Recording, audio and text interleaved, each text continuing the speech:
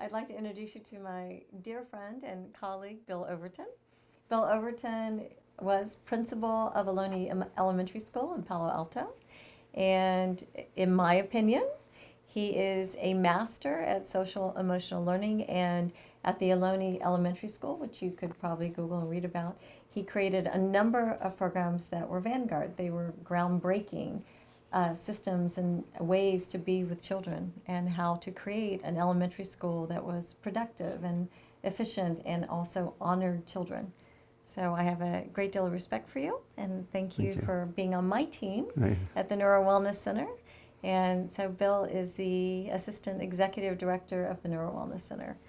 And your piece of the puzzle is children. So Sure. why don't we tell them a little bit about what you do in the world? Well, that's a good question.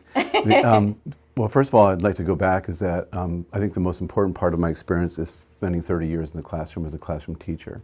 And even well before that, I had this firm belief that, that we weren't really doing a good job of addressing children's emotional well-being and social well-being.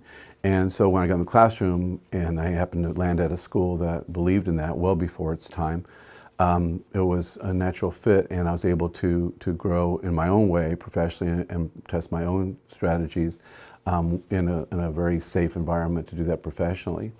Now the science and the not the neuroscience basically now says that most of what we learn, if not everything what we learn, goes through our emotional system of our brains first. And so basically, science is now caught up to what people and myself kind of felt well before. You mean common sense? Common sense, okay, yeah, same thing, right? And but it's always nice to be right, Yeah, that's true. It's good to be right. Your intuition and stuff like that. So, anyway, so right now I'm now a consultant and doing presentations at different venues for emotional intelligence, and something else that's kind of tied into that, which is expanded project-based learning. I call it beyond project-based learning because that means a lot of different things, and sometimes. And what is project-based learning? Well, and to me, I mean, it's got a lot of different definitions, but to me, it's about making things relevant for kids to learn, so that you don't learn in a component, you don't learn math over here, and then 50 minutes later you learn reading or something. It's more of you have a problem to solve, and you need to be able to do math or read or whatever it is to be able to be successful in that project to solve that problem. Oh, I believe you did something with oceanography. Yeah, that's kind of what we do. Is that for 5 months or so, I try to immerse kids into whatever the simulation is going to be, and sometimes it's a hypothetical planet, or sometimes it's going around as oceanographers around the Pacific Rim, and basically everything for 5 months leads to solving that problem, which is being oceanographers or being astronauts or whatever else it is. And so everything, the math and the science and the reading and everything like that is all tied into that. And one part on the top of that is social emotional well-being. You can't go on a hypothetical, space trip for 6 months, or longer without being able to work with your fellow astronauts and get along and solve problems. So basically, that's part of the immersion, is make it relevant for these kids to that they have to have these skills to be successful on the planet.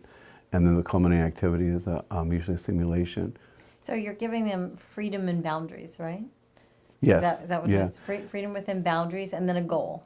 Yeah, and everything goes towards that goal, and so it's all about making the curriculum relevant, and also the integration of social emotional learning into it.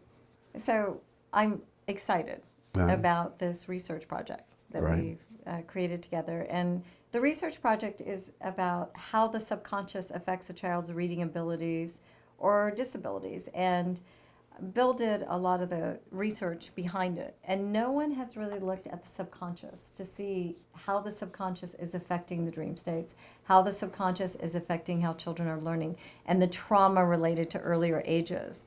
And so you have some more very interesting. Well, it goes along with my interest in the social emotional well-being of kids, and we're seeing more and more very significant disorders, behavior disorders, that are linked to attachment, they're linked to emotional well-being, and so on. And the schools right now, they're doing what they can, but they really aren't funded. And as far as have the resources to be able to give the kids what they need, and the parents for that matter too. What we're seeing are things that are, I believe, trauma based, and so it's hard for people to get outside the box as far as what is typical in a public school for giving any kind of extra kind of help. And so what the Neuro Wellness Center I hope will give is alternatives like hypnotherapy and so on to parents as an option or in addition to what schools are able to provide for social emotional well-being. Everybody sees the discomfort of the kids and the pains of the kids and as well parents, and the teachers are affected by it too. And they need tools. Right, right. They need more tools. Everybody is talking about it. However, I believe and you believe that they simply need some really positive tools. Right. From cross-patterning techniques to perhaps guided imagery to go into the subconscious, because as we like to say, the facts are the facts, the feelings around the facts can be changed. Right. And if it's a trauma, that's a fact, but we can, with tools, change the feeling that's attached to it, thereby changing their behavior. Right, right. I believe education is kind of slow to get that idea that there are things that we can't control in the classroom or at the school, and there are ways to help that are beyond that. And I think that some of the things that you do and the successes you've had with students relieving more of the trauma caused by, it's kind of a vicious circle of the disability or learning difference, whatever, is really on the cusp of something that will be talked about more progressively as time goes on. And another role is for you to teach educators the tools that you have understood and created while you were in the classroom. Right. And so having the ability and the funds to be able to have teachers come into our classroom, right, and then you give them more skills, thereby also not creating trauma in right, children at very early ages, right, which, as you know, a teacher can do. Absolutely. I think that, basically, we're all traumatized in some way to some degree, right? And so it's a matter of how we go through life coping with it or not. And kids don't always have those kind of skills. Some parents don't either. And so what do we do about that? And what kind of tools can we give them, both inside the classroom, which is kind of more my domain, and what's available outside the classroom, which is more of yours. And our goal is to have consultants. Right. So that parents come in and there's actually a menu. Right. And there's a menu for children and teenagers too, and they can say, oh, this looks interesting to me, and this I think would resonate with me. So it takes the authority out of it, and it gives people choices. Right, right. I'm a firm believer in choice for everybody. Same way, social emotional well-being of kids is really important, and the trauma that we all have, carry with us. And then also, it's not to supplant what the schools can give, or what we're not saying that this is better necessarily, but it's a choice. It's another tool. It's another piece of the greater puzzle. Right. And choice also, going back to the neuroscience, has been shown to actually be a stimulator for learning. And so these choosing, like I always say that, when I choose to take out the garbage, I do it with a lot more gusto than I do when I'm told to take out the garbage. Right. And I think it's true with all human beings in general. So having that opportunity to have a smorgasbord, so to speak, of different kinds of therapy is kind of an interesting word, but I'm not sure that's what I mean, but different kind of choices or methods for addressing trauma. And I think that the sooner you deal with it, the sooner the person can recover and go on to life. Recently, I came across some research where trauma for some kids is embedded as early as like 3 days, depending on what the mother does and the mother's behavior and so on. And basically within the first 3 years, these things are embedded in kids potentially. And then you think about what life has to offer everybody, after that time is just, it's almost like trauma's waiting to happen for you somewhere. Right, and we're designed to heal it. Yeah. We don't have to carry it with us for our entire life. Right. We can go in and we can edit those files simply and easily, and that's what we want people to do more of. Right. And so offering those up on the website too. Yeah, and right now in education, I think there's kind of a boundary or difference between education and these other opportunities for healing, and I think that they're coming closer together. I think the recent activities and ideas about mindfulness is an example of that. But we haven't really got to the point where we can think outside the box and say, here's somebody that's traumatized, and what the schools have to offer is this, great, but maybe there's some other ways too. I think also, I came across as a principal in lots of different special ed meetings, parents that were like, great, that's what the school's doing, but what do I do at home? And what else can I do? And while whatever the school is going to do. As opposed to the next appointment or the next person, what Right. can we do at home Yeah, on a daily basis? Well, I mean, what can you do just in general away from school? School is only 6 hours, and you can only do so much during that day, and it's only going to not going to be every day that the child's going to be seen by a qualified specialist. And so Plus basically, the expense. yeah, exactly. So what can parents do? And this is empowering to say, okay, you can go here, and this one hypnotherapy resonates with me. I'm going to go there. Medical hypnotherapy. Okay, thank you. Or is it art, therapy, or physical therapy, or what? I mean, all these different ways, and they can go with whatever resonates with them at that time, and that would be, I think, And all of it offered on one website. right. One website. Right. Exactly. Yeah. And that's our goal. Right. Tools for parents, for children, and for educators. Right. So Bill, I'd like to know a little bit more in detail about the tools that you are using and have been using in the classroom and what you created for classrooms. Right. So tell us a little bit more about that. Sure. Going back a little bit, in schools, especially public schools, there's definitely an awareness that social emotional well-being is an important factor or contributor to education and knowledge and acquisition and so on. But the answer for a lot of people is a package. There's some great packages out there, but that becomes the whole scope of a classroom or a school's social emotional program. And I believe, first of all, it's not authentic and it's not realistic necessarily. Studies have shown that some of those skills that you learn, like those words, like how to solve conflicts, aren't carried over beyond the classroom or beyond school, and not even necessarily to the playground. So what I came across over the course of years was actually 3 parts to what I believe is a complete social emotional program in a classroom. The one that where the package might fit in, I call the proactive. And that is where you schedule time and you're going to address a concept. It's almost front-loading in some ways, a concept related to social emotional well-being. It might be, today we're going to talk about adversity, or today we're going to talk about anger, or I'm tired today, how do you feel about, and just discussion topics that kids have, a predictable opportunity to speak, opportunity for a voice. And I think that's important too, that they know that they're going to have an opportunity to deal with this. And they can talk about any of their feelings. Right, exactly. And then, so that's the first part is proactive. The second one is reactive, which means that being very much aware or to schedule time to sit down with kids, whether it's whole class or small groups or individuals, and deal with what happened at recess. For kids, especially young kids, recess is, that's their lives, and their perception is a reality. So if recess is my life. Absolutely. Ask any child, Ask any what adult. yeah, right. What do you like about school? I like recess, And what about all the other things I'm doing? But so thing about it is that that's really important to them. And also, again, based on the neuroscience and experience, that taints their ability, their accessibility to the prefrontal cortex, which means that they can learn. And so basically, for a child to come in upset about something that happened at recess and me to ignore that is really basically saying, okay, you're not going to learn anything I'm going to say for a while. Your feelings aren't important. Right. And so given that time to sit down with kids, and sometimes you hear better answers from the classmates than you have. And so talking about the problems on the recess, or just checking in, how did it go for you? And it was a 5 for me, which is really great. Well, what does a 5 mean to you?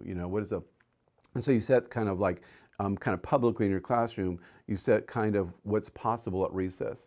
I can solve conflicts and still have a 5, for recess and so on. So that's 5 ultimate? Well, that's in my scale. Oh, in your scale. Okay. It could be anything. Okay. And then the third part is embedded. And so for me as a teacher, before I make any structural change in my classroom, I want to make sure I've at least in my head gone, okay, what might be the social emotional impact on my kids from this? One good example is if I'm going to start small group instruction in a few days, just all of a sudden coming to the kids and say, okay, I'm going to break up in groups and here you go. And, well, I haven't really thought about, well, what might be some of the thinking that goes on there? There might be some fear that I've kicked off, minor trauma, because of they think they're going to be put in the wrong group, or that people are going to see them as some label as dumb or stupid or something like that, and the self-acceptance part of it, and all those things need to be around that need to be addressed before I do the small group instruction. Another one is field trips. You know, we just assume that kids are all, you know, happy and you know, energized about field trips, but you can never measure the inside. And there's so many possible areas of trauma, you know, large or small, related to, like, what's car am I going to go into? Will I know that person? Will I like the person I'm with? You know, is the parent a good driver? You know, I mean, all these different things, separation from parents, and all So these you things. have these discussions before a field trip. Absolutely. With the classroom. Absolutely. And with the students. Right. And you create an environment where they can talk about any of their Right, feelings. right. So that there aren't any bad feelings, they're just feelings. Right. And then we take those Right. feelings and we understand them Right. better, and then we harness them in a different way. Exactly. Because, as we both know, anger can definitely become a feeling of invigorated. Right, And right, I think right, that's really right. important. And it's to me, it's like the elephant's in the room, and we need to realize, first of all, there's an elephant in the room, and maybe we aren't even sure there's an elephant in the room, but address it beforehand. And so anticipate, that's the embedded section. So to me, all three of those have to be in a classroom environment for it to be a complete, you know, quality social emotional program. When you get into what, you know, it's called And complete. you do that in the beginning, if my memory serves me. All along, as yeah. soon as your students arrive, I think you said the first 3 weeks Oh, are yeah. creating that Yeah. dynamic. Right. It's not about learning, you know, it's about the very important emotional learning. Right. And because it sets the tone and the grounding for Right. the rest of the school year. Exactly. I don't do any kind of formal assessment until at least the third week, you know, sometimes longer depending on the class, because I want them to become believers, not just know about it, but believers that, first of all, they're okay. And it doesn't matter if, I always use example, if they think that 1 + 1 is 3, I'm okay with that. All I want them to know is that, you know, I know it's wrong, and then I'm going to tell you it's wrong, and your parents know it's wrong initially. This is just a starting point. But if that's your best effort, because that's the only thing we can ask of anybody is their best effort. And if that is a sincere best effort, I got to be okay with that. You know, it's like, Right. you know, give me a word in French. Well, I don't, you know, how can I expect that if they don't know it? And so effort So do is the best you can. effort is always in that, so it's a mantra. But also In the moment. in the right? moment, yeah, exactly. And then also we give, when assessments do come out, I call them mirrors, because what it is, it's a snapshot. It's a snapshot of what you know in a certain area right now. It doesn't say anything about before what you know or what you will know in 10 minutes. Basically, it's a snapshot right now. So I call those morning mirrors, because like the metaphor of you get up in the morning, you have all kinds of stuff coming out of everywhere, and your hair disheveled and all that stuff. And so just want to see what you look like right now. Let's look in that mirror. And so we give it back to the kids for them to see what their reaction is or what their reflection is. And then And after, making sure they know it's a reflection in a moment. It's not who they Exactly. are, and it's just a facet of who Right, they are. right. It's not the totality of who they are, because it's two-dimensional. How right, could it be? right, exactly. And then also is that it's a mirror that doesn't follow their silhouette perfectly. If it did, I'd go, you know, give them questions, everything they've ever had, right? But there's space in the mirror of things that they don't know yet, or things that aren't them. So every question won't be totally for them. You know, it's not made for an individual. It's made for kind of a group, and that's what teachers and educators do. And then after we've gone through 6 or 8 weeks or whatever of a certain concept or whatever, strand of math, for example, we'll give an afternoon mirror. And that basically saying, okay, now what do you look like at this moment? Again, you might have known this yesterday, you might know it tomorrow, but what does it look like now? And so we use that metaphor and ask the kids to line up the mirrors and notice their own growth. What young kids especially don't realize is that they actually learn something. And you know, I've so many times I've given mirrors at the end of the year, and they'll say, "I didn't know this." Look how far you've Right, come, exactly. Right? Uh-huh. And But you do that at shorter intervals. Absolutely, yeah. Right. So they yeah. really see their progression, Right. and you reflect that back to Right. them. Yes, exactly. And in addition, is that I And get. do you use a lot of metaphors? Yes, with I do. kids? Yeah. Okay. Yeah, Yeah, well, I think yeah, it's really important, because that's the subconscious, right? That's again. Yeah, they're playing constantly, Right, you know, right. with the supposedly intangible, but they yeah. can play with shapes and Right. color and Things. And, I mean, yeah, that- and things, yeah, right, and movement, Yeah. right? And so it's really actually interesting when you see, you know, because kids are a lot more capable in these areas than we think they are. I tell them all the time that, you know, yes, you guys are cute little fourth graders, but there are people out there that think all you can do is follow directions, and if I don't tell you, don't stab anybody with the scissors. You're not. You're going to do that, right? And so you're going to jump from the chairs because nobody's telling you not to. And so, you give them trust, and they prove themselves 99.9% of the time that they're capable of being trustworthy, Yes. and responsible so for themselves. And then it becomes a teachable moment. So this is kind of, again, the front running. So it's not about control, again. Yeah. Freedom and boundaries. Right. Here are your boundaries because we want you to be free. And this is a choice you made. I don't it's like the choice. choice you made, so I'm going to help you by not letting you do that choice again. But and it basically is all about trying to get them to be the best people they can be. Right. And so if they'd made a mistake, gee, that happens. Yeah. Yeah, exactly. Here we are. And then so what you have to do is you have to say, okay, so nobody got hurt, kind of thing, and what was wrong with that, and what would you do differently? And again, and once they realize that you actually have their back, that you're not there to punish them, a lot of discipline is punitive, Yes. and that actually that I'm trying to help them to be the best person that they are. And But then it's about them as an individual. Exactly. Becoming the best they can be. and it doesn't matter if, again, 1 + 1 is 3 for them or not, at least at that moment. And what I want to do in my program is to create a year's worth of growth, a program that they can move a year's worth of growth. And I've also found that when you have spent the time on the establishing a social emotional program in the classroom, that they typically make more than a year's worth of growth. It's really astounding, actually. That'd be worth a study someday. Yeah. So, Bill, a few people have asked me why I'm putting forth this energy and this effort to do and expand and create this nonprofit. And I believe you understand it. Absolutely. For me, it's having worked with way too many kids and the expressions on their faces. For some reason, it's little boys that I see the pain and that they're going through. It's like we see pain. Right, and felt pretty powerless, what I could do. I could do some as far as the kind of environment and culture I had in my classroom, but then what, And I saw too many kids going off to other schools. And so it just And perpetuates. it's like snowballs. knowing that this, kid is just not ready emotionally to be able to, take care of himself or herself in the next setting. So it's really about the pain that kids hold. And then if you think about trauma at all, and it's got its own spectrum, that everybody belongs to that club. And it's one thing that's interesting when I talk to people about this. Everybody agrees. Well, everybody has trauma. Well, yeah. So, Well, yeah. And so, but you don't. But we don't have to hold on to it. You're right. Exactly. It's a choice, even. And so now to give a group of people that could benefit from a larger repertoire and some assistance with that is So our Rumley passion here. is the same. Absolutely. Yeah, Absolutely. our passion is our Right. genuine love Right. for them. I would and, rather and not, That, yeah. And that we want them to grow. Right. I'd rather and not see change. those faces anymore that Yeah, way. we want those faces to become happier faces, yeah, right? I absolutely. mean, and nothing is static. No. You can't stay happy. That's Right. impossible. However, they can have happier moments Right.